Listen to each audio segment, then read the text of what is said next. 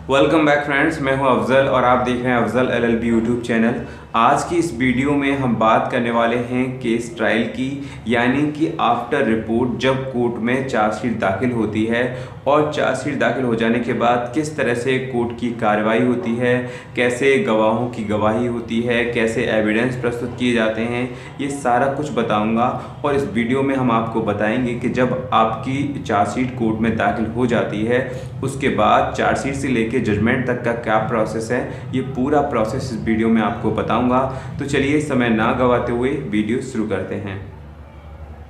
दोस्तों सब्सक्राइब कीजिए हमारे YouTube चैनल अफजल एलएलबी को और दबाइए बेल आइकॉन अपडेट हर नया वीडियो सबसे पहले देखने के लिए। अगर आप प्रशासनिक या फिर न्यायिक तरीके से किसी भी प्रकार से अगर आप थाने में रिपोर्ट दर्ज कराने में कामयाब हो जाते हैं और अगर आपकी रिपोर्ट दर्ज हो जाती है तो जब रिपोर्ट पर पुलिस इन्वेस्टिगेशन करती है तो इन्वेस्टिगेशन के दौरान अगर पुलिस को कोई सबूत नहीं मिलते हैं तो ऐसी कंडीशन में पुलिस सीआरपीसी की धारा 169 यानी कि 169 के तहत कोर्ट में क्लोजर रिपोर्ट यानी कि फॉल्स रिपोर्ट प्रस्तुत करती है, जिसमें उस केस को ख़त्म माना जाता है, यानी कि उस केस को झूठा माना जाता है। ऐसी कंडीशन में अगर वादी पक्ष चाहे तो उस मामले में भी प्रोटेस्ट डाल करके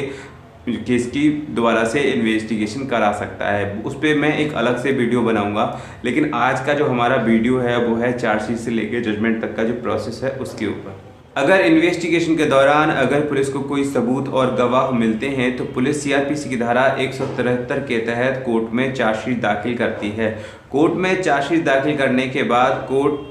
साक्ष्य और तथ्यों के आधार पर आरोपियों को सम्मन भेजती है, जो कि सीआरपीसी की धारा 175 के तहत आरोपियों को सम्मन भेजे जाते हैं, जो कि एक पुलिसकर्मी लेके जाता है। सम्मन रिसीव हो जाने के बाद आरोपी अदालत आता है और एक वकील की सहायता से अदालत में जमानत की अर्जी देता है और खुद को अदालत में सरेंडर करता है। अगर आरोपी व्यक्ति के खिलाफ गैर जमानती धाराएं हैं तो ऐसी कंडीशन में अदालत के आदेश के बाद आरोपी को जेल भेज दिया जाता है, जिसके बाद में उसकी जमानत होती है। लेकिन अगर जमानती धारा हैं तो ऐसी कंडीशन में आरोपी को बाहर से ही जमानत मिल जाती है। जमानत मिल जाने के बाद जो अगला स्टेप आता है वो होता है चार्ज का। लेकिन अगर सम्मन रिसीव होने के बावजूद भी अगर आरोपी अदालत नहीं आता है तो ऐसी कंडीशन में अगली तारीख पर आरोपी के खिलाफ जमानती वारंट या फिर गैर जमानती वारंट अदालत से जारी हो सकते हैं। अगर अदालत से गैर जमानती वारंट जारी होते हैं तो ऐसी कंडीशन में पुलिस उस आरोपी व्यक्ति को कभी भी गिरफ्तार करके अदालत के समक्ष प्रस्तुत करती है, जहां पर अदालत के आदेश के बाद उस आरोपी को जेल भेज दिया जाता है और उसके बाद आरोपी व्यक्ति अपनी जमानत कराता है। और जमानत कराने के बाद वही स्टेप आता है जो कि मैंने आपको बताया चार्ज का। चार्ज का मतलब होता है कि आरोपी व्यक्ति पर एलिगेशन फिक्स किए जाते हैं कि उसने कौन कौन से अपराध किए हैं, उनके तहत किन किन धाराओं के तहत आरोपी पर केस चलेगा, ये सारा कुछ फिक्स होता है, जिसे हम चार्ज बोलते हैं, जो कि सीआरपीसी की धारा 211 से लेकर 224 के तहत आरोपी व्यक्ति पर चार्ज बनता है। चार्ज बनने की तारीख के दिन वादी पक्ष का होना वहाँ ज़रूरी नहीं है, लेकिन आरोपी पक्ष का होना बहुत ज़रूरी है, क्योंकि जो चार्ज बनता है वो आरोपी के सामने बनता है, आरोपी वहाँ उपस्थित होना चाहिए। अगर आरोपी चार्ज वाले दिन किसी भी प्रकार से उपस्थित नहीं होता है तो आरोपी के खिलाफ वारंट जारी हो सकता है। चार्ज बन जाने के बाद जो अगला स्टेप आता है वो होता है प्रोसिक्यूशन एविडेंस का। यहाँ पर वादी की तरफ से जो सबूत और गवाह होते हैं वो अदालत में प्रस्तुत किए जाते हैं। गवाहों की गवाही होती है, गवाह यानी विटनेस, उनकी गवाही होती है। और गवाही के बाद जो अगला जो स्टेप होता है वो होता है क्रॉस एग्जामिनेशन के वक्त आरोपी की तरफ से जो वकील होता है वो उन सरकारी गवाहों से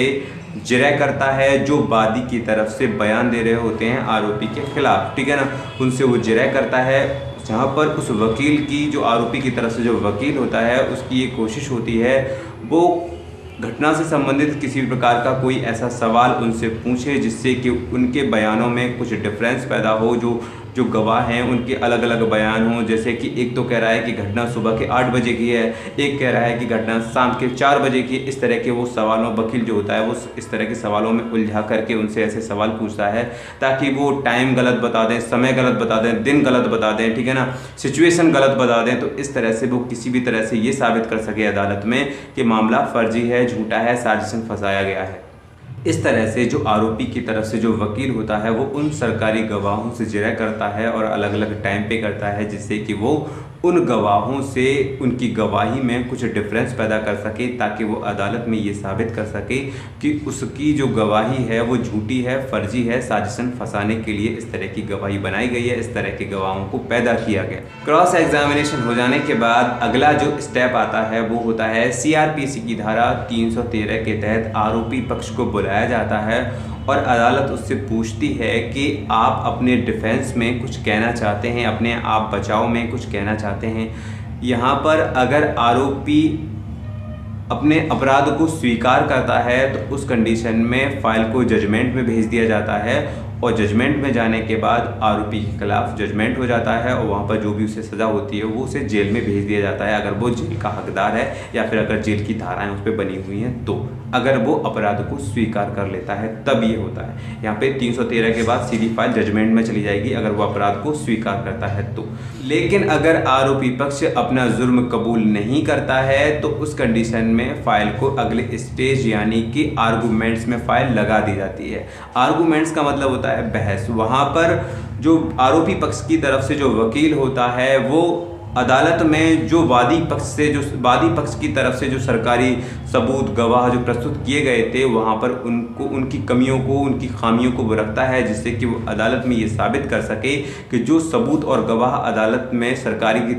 की तरफ से यानी कि वादी की तरफ से जो प्रस्तुत हुए थे वो फर्जी हैं, झूठे हैं और इस तरह के वो एविडेंस प्रस्तुत करता है। आर्गूमेंट में दोनों पक्षों के वकील आपस में जिरह करते हैं और प्रोसिक्यूशन एविडेंस के तौर पर जो अदालत में सबूत और गवाह प्रस्तुत किए गए थे, जब प्रोसिक्यूशन एविडेंस की जो स्टेज थी उस पर जो सबूत और गवाहों को प्रस्तुत किया गया था वहाँ पर उनकी कमियों को जो अपराधी की तरफ से जो वकील होता है वो वहाँ पर उजागर करता है और साबित करने की कोशिश करता है कि उसके पक्ष का जो आरोपी है वो बेगुनाह है, उसने कोई कसूर नहीं किया है या उसे झूठा फंसाया गया है। वो इस बात को साबित करने की कोशिश करता है और इसके लिए वो जो वादी की तरफ से जो सरकारी वकील जो सबूतों को पेश किया गया था उनकी कमियों को रखता है कि भाई कोई तो बयान कह रहा था कि वो वहाँ की घटना है, कोई कहता है कि वो वहाँ की घटना है, ठीक है ना, कोई कहता है दिन की घटना है, कोई कहता है शाम की घटना है। तो इस तरह से जो आरोपी की तरफ से जो वकील होता है वो उस समय उनकी कमियों को वहाँ पर रखता है। उसके बाद फाइनल आर्गूमेंट होता है और फाइनल आर्गूमेंट में भी दोनों पक्षों के वकील आपस में जिरह करते हैं और जिरह करने के बाद फाइल जजमेंट में लग जाती है, जहाँ पर अदालत तथ्यों और साक्ष्यों के आधार पर अपना फैसला देती है, अपना जजमेंट देती है। लेकिन अगर 313 के बयान में अगर आरोपी पक्ष ये कहता है, जो आरोपी पक्ष का वकील होता है वो ये कहता है कि हम अपने डिफेंस में कुछ सबूतों और गवाहों को अदालत में प्रस्तुत करना चाहते हैं, तो उस केस में अदालत से एक तारीख मिलती है और उस तारीख पर आरोपी पक्ष सबूत और गवाहों को प्रस्तुत करता है। जैसे कि वो ये साबित करने की कोशिश करता है कि जिस समय की घटना है उस समय आरोपी व्यक्ति था ही नहीं, इसके लिए वो सबूतों को पेश कर सकता है, गवाहों को अदालत में पेश कर सकता है या फिर कोई ऐसा कुछ सबूत पेश कर सकता है। जैसे कि मान लीजिए कि उस समय जिस समय की घटना है उस समय आरोपी हवाई जहाज़ से ट्रैवल कर रहा था, तो उस समय वो हवाई जहाज़ की टिकट दिखा सकता है कि जिस समय की घटना है उस समय तो मैं मौके पे था ही नहीं, ठीक है ना। तो या फिर वो कहीं ड्यूटी पे था, तो इस तरह के वो सबूतों को पेश कर सकता है। या फिर जब जहाँ की घटना है वो वहाँ के कुछ सबूत ऐसे पेश हो सकते हैं जिससे कि वो ये कहें कि भाई जिस हमारी ये जो घटना हुई है वो हमारे आंखों के सामने हुई थी, उस समय ये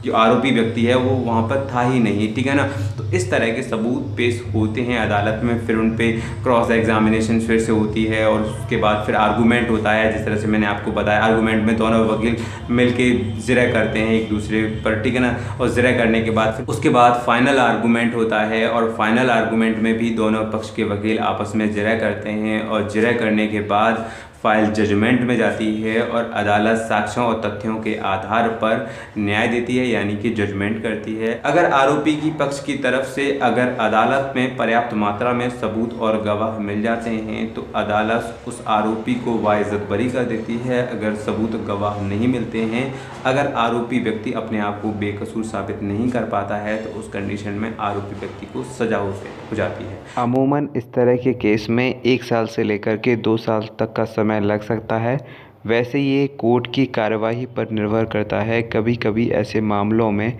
10 से 15 साल तक का समय लग जाता है और आरोपियों को इतने लंबे समय के बाद सज़ा मिलती है या उनको छोड़ा जाता है। तो ये एक बड़ा प्रोसेस है। ऐसा नहीं है कि जितना आसान आपको सुनने में लग रहा है ये उतना ही आसान है। हकीकत में मैंने ये सब कुछ आपको आसान भाषा में समझाया है, लेकिन इसको प्रैक्टिकल बहुत मुश्किल है और बहुत ज़्यादा समय लगता है। तो ये पूरा प्रोसेस है कोर्ट में चार्जशीट आने तक, और चार्जशीट के बाद किस तरह से जजमेंट होता है, किस तरह से एविडेंस प्रस्तुत होता है, ये सारा प्रोसेस मैंने आपको बताया है। आशा करता हूँ ये वीडियो आपको पसंद आया होगा। अगर वीडियो पसंद आया है तो वीडियो को लाइक कीजिए। अगर आप हमारे चैनल पर पहली बार आए हैं तो चैनल को सब्सक्राइब कीजिए। उसके बाद बेल आइकन को भी प्रेस कर दीजिएगा ताकि हमारे द्वारा अपलोड की हुई वीडियो की नोटिफिकेशन आपको मिल सके। तो चलिए मिलता हूँ एक नई वीडियो के साथ, तब तक के लिए गुड बाय।